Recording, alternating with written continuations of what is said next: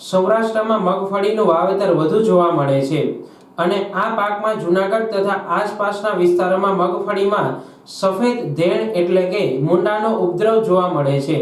તેને અનુલક્ષીને જૂનાગઢ કૃષિ યુનિવર્સિટીમાં સંશોધક નિયામક શ્રી ડોક્ટર આર.બી. મારદરિયા અને જૈવિક નિયંત્રણ પ્રયોગશાળા કીટશાસ્ત્ર વિભાગના સહ-સંશોધક વૈજ્ઞાનિક ડોક્ટર ડી.એમ. જેઠવા દ્વારા મગફળીનું વાવેતર કરતા સર્વે ખેડૂતોને સફેદ મૂંડાના નિયંત્રણ માટે જૂનાગઢ કૃષિ પ્રાથમિક અખતરાઓ તેમજ ભલામણના આધારે કેટલાક ઉપાયો જણાવેલ છે।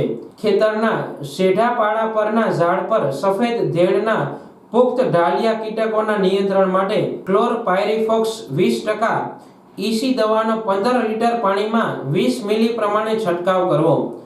સફેદ ધેણ પુખ્ત કીટકોને પકડવા રાત્રિના સમયે પ્રતિ વિદ્યા મુજબ પ્રકાશ પિંજર ગોઠવવા।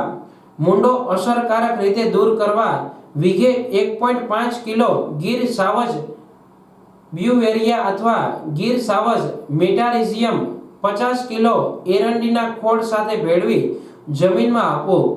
મગફળીના ઉગવાના 30 થી 35 દિવસ બાદ 1.5 કિલો ગીર સાવજ બ્યુવેરિયા અથવા ગીર સાવજ મેટારિઝિયમ અને 1 વીઘા મુજબ જમીનમાં પાણી સાથે આપવા અને જો ઊભા પાકમાં ઉપદ્રવ જોવા મળે તો